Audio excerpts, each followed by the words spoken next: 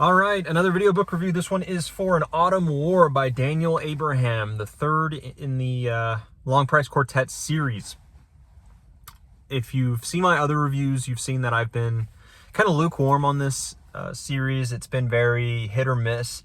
The first book, very, very slow, had some interesting characters, interesting moments, but kind of mediocre when I think about it. Just doesn't have much staying power. The second book was a little bit better, more political maneuvering, crazier stuff was happening, and it felt more impactful, and you were with someone older, someone who wasn't a teenager going through kind of a weird love triangle thing. It wasn't a typical love triangle in the first one, but you were kind of out of that now in the second one, and the relationships had gotten deeper.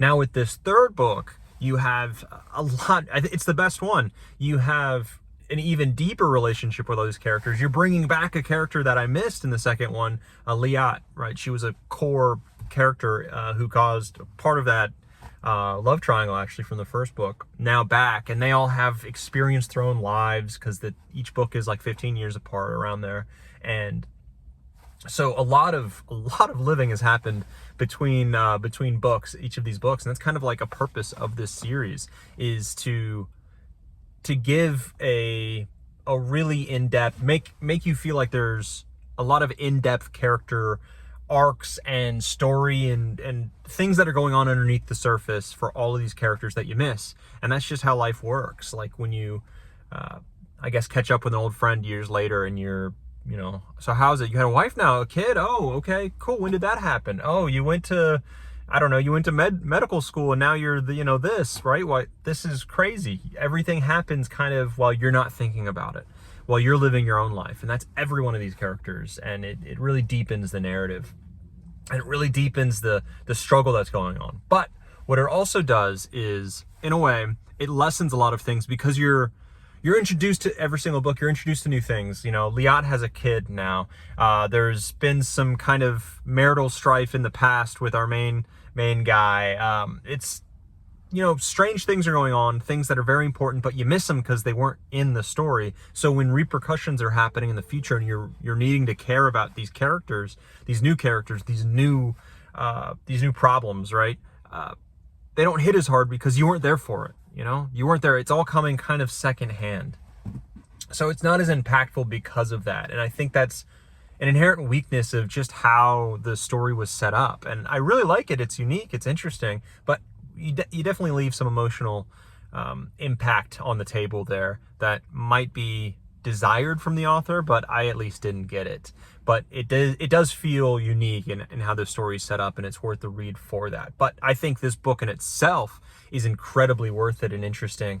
And I really would like to skip books 1 and 2, just to get to 3, because 3 is that much better than 1 or 2. You have, all the obstacles and the struggles that are going on in this novel are really just in this novel only. You have a lot of implications and things that from the first 2 books, but really, if you wanted to, it could all be here, because it's beautifully set up with the villain character. And the villain character has his own unique setup and character arc, and his character arc, in a big way. And his own character is so in depth, and he goes through so many struggles, and you're kind of rooting for him in a lot of ways. Even though what he's doing is kind of embarking on a genocidal campaign to wipe out the cities and the poets and everyone in them, right? So it's very interesting that you're feeling for him in a lot of ways, and you're rooting for him, but it gives a clear villain and impending doom coming your way to our main characters in this city, Machi.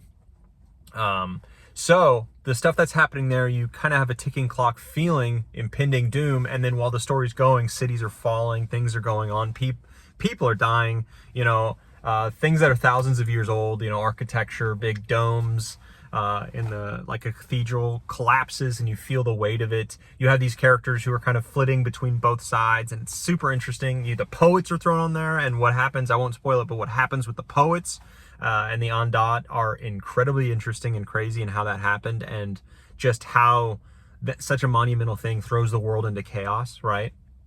And because that's a huge part of the first two books, is kind of that struggle of keeping the poets and the Andot kind of together, the struggle to keep them on this plane because they do not want to be there, the Andot, right? They're held against their will. And so in this one, a whole new struggle with those two beings are introduced, and it's a breath of fresh air, and the implications and what it does to the story is incredibly interesting. It throws away a lot of the magic that kind of gets shown in this story, but I really preferred it this way a lot more. It's a lot more action packed, but it's again not crazy action packed. It's action packed for the series, but it's enough to be super interesting. The characters all having to make decisions based off this massive event that happened, and their own life events leading into things, right?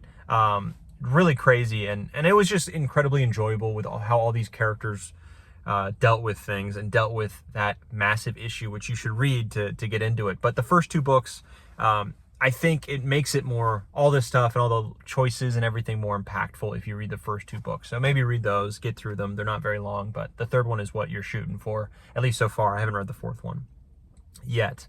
But everything works perfectly in that way. It's a little bit slower in the beginning, and it takes a bit to pick up. But once you hit that 30-40% mark, you're really thrown into it. And it's just such a page turner. It feels so... The series itself just feels mature and in-depth and deep. And I really like that about the series. And that carries on and just deepens the impact of the action and the big choices and the moral choices that are happening. And it's just incredibly good in that way. So I enjoyed it a lot. I enjoyed it a huge amount for what it was. I didn't expect that for what happened. So what happened was, in the book, was just so much more memorable, I think, than the first two books as well. So anyways, the characters are now older. They're in their, I think, late 40s.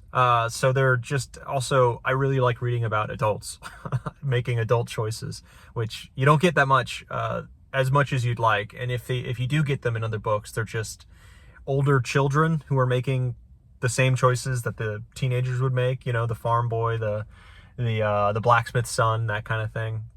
This is actual adults making adult choices, having the weight of adulthood behind them, having an author who fully understands, it seems, what it means to be an adult. And I know this is like a low bar, it seems, but you'd be surprised if you read some fantasy. You're just like, okay, things were made simple for book purposes. I don't know why, because books you can go super in depth, but you don't need to be generic for generic's sake or simple for simple's sake. You can be super deep about it. So anyways, I really like that. I really like this book a lot. I don't think it reached the levels of greatness because it didn't touch me in any way, didn't impact me in any way, but it was an incredibly fun read once you got past a certain point, only enhanced by the first two books. And I look forward to finishing this series and seeing all these characters in their dotage, in their old age, right? So anyways, really solid book. I'd give it honestly like a 8.5 out of 10, maybe an 8.3 out of 10.